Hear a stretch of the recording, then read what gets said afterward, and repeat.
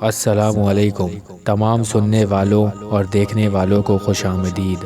ناظرین، جب بھی اللہ کی سرزمین پر کسی انسان نے ظلم کیا، تکبر کیا، تو اللہ نے اسے نشان عبرت بنا دیا۔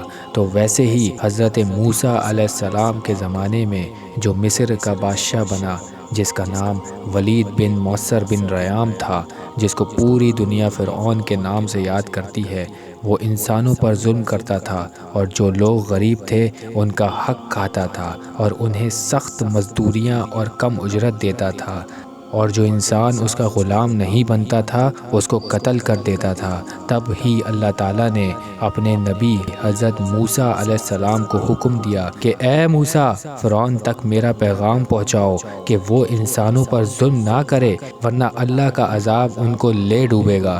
جب اللہ کے نبی حضرت موسیٰ علیہ السلام نے اللہ کا پیغام فرعون کو دیا تو وہ مذاق اڑانے لگا اور کہنے لگا، یہاں کا خدا میں ہوں اور میں کسی کا حکم نہیں مانتا۔ بس اللہ تعالیٰ اپنی نشانیاں حضرت موسیٰ علیہ السلام کے توسط سے دکھاتا رہا، تو پھر مصر حضرت موسیٰ علیہ السلام کے معجزات کو دیکھ کر حیران ہوتا گیا۔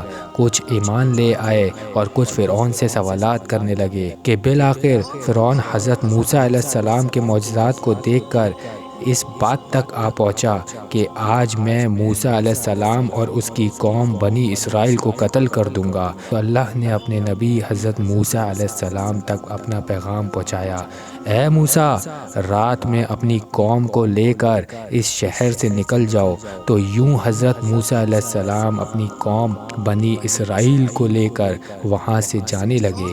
اس بات کا علم جب فرعون کو ہوا تو جوش و ولولے میں کہنے لگا، کچھ بھی ہو جائے، موسیٰ علیہ السلام اور اس کے ساتھیوں کو میں قتل کر کے ہی چھوڑوں گا۔ وہ اپنے ساتھیوں کو ساتھ بنی اسرائیل کو ڈھونڈنے لگا۔ بس آگے آگے اللہ کے نبی حضرت موسیٰ علیہ السلام اپنی قوم کے ساتھ اور پیچھے پیچھے فرعون کا لشکر مارنے کے لیے آتا رہا۔ بالآخر بنی اسرائیل دریا تک پہنچے اور فرعون کا لشکر پیچھا کرتے کرتے ان کو دیکھنے لگا۔ تو جب بنی اسرائیل نے فرعون کے لشکر کو دیکھا تو حضرت موسیٰ علیہ السلام سے کہنے لگے کہ اے موسیٰ، تو نے ہمیں کہاں پھنسا دیا؟ اب پیچھے فرعون کا لشکر ہمیں مارنا چاہتا ہے اور آگے دریا ہے۔ تو حضرت موسیٰ علیہ السلام فرمانے لگے، اے لوگوں، گھبراؤ نہیں، اللہ تمہارے ساتھ ہے۔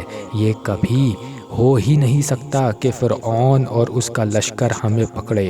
تو سب کہنے لگے، اے موسیٰ علیہ السلام، اب ہم آگے کیسے جائیں گے؟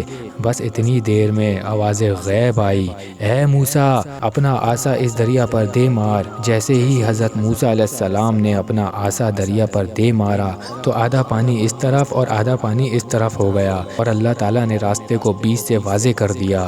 تو بنی اسرائیل کے قبائل کے کچھ لوگ کہنے لگے، اے موسیٰ، اپنے خدا کو کہنا کہ ہمارے لیے الگ الگ راستے بنا۔ اللہ کے نبی حضرت موسیٰ علیہ السلام نے اس دریا میں 12 جگہوں پر عصا مارا اور 12 جگہوں پر الگ الگ راستے بنے، اور وہ 12 قبائل الگ الگ ہو کر دریائے نیل سے جانے لگے۔ جیسے ہی یہ منظر فرعون اور اس کے لشکر نے دیکھا تو وہ ان کے رستوں پر حضرت موسیٰ علیہ السلام اور ان کی قوم کے پیچھے آ گئے۔ جیسے ہی حضرت موسیٰ علیہ السلام بنی اسرائیل کے ساتھ دریا کے اس طرف پہنچے اور دریا کے بیچوں بیچ فرعون اور لشکر موجود تھا، اللہ نے پانی کو پھر سے حکم دیا، اب ویسے ہو جا جیسے پہلے تھا۔ تو بس وہ پانی پھر سے مل گیا اور فرعون اور اس کا لشکر ڈوب کر مر گیا۔ یہ پورا منظر حضرت موسیٰ علیہ السلام اور ان کی قوم دیکھ رہی تھی۔ اتنی ہی دیر میں فرعون چیخ کے کہنے لگا، میں بھی موسیٰ اور ہارون کو تسلیم کرتا ہوں، میں بھی ایمان لاتا ہوں۔ موسیٰ علیہ السلام کا اللہ بڑی قدرت والا ہے۔ اتنی دیر میں آواز غیب آتی ہے کہ اے فرعون، اب ایمان لاتا ہے جب تو دوزخ کی دہلیز پر پہنچا ہے۔ اے فرعون، ہم تیرے تکبر اور تیری لاش کو آنے والے لوگوں کے لیے نشان عبرت بنائیں گے، تاکہ ہر انسان یہ جان لے کہ زمین پر تکبر راس نہیں آتا۔ تو آج بھی اللہ تعالیٰ نے فرعون کی لاش کو عبرت بنا کر رکھا ہے۔ بے شک جس انسان نے تکبر کیا، انسان پر ظلم کیا، وہ اللہ کی رحمت سے دور ہو کر دوزخ تک پہنچ جاتا ہے۔ امید کرتا ہوں دوستو آج کا یہ میسیج آپ کو بہت اچھا لگا ہوگا، تو کوشش کیجئے اللہ اور اس کے رب العزت کی نافرمانی نہ کیجئے اور اس کے حکم پر پیروی کیجئے۔ اللہ تعالیٰ آپ کا اور میرا حامل و ناصر ہو۔ خدا حافظ۔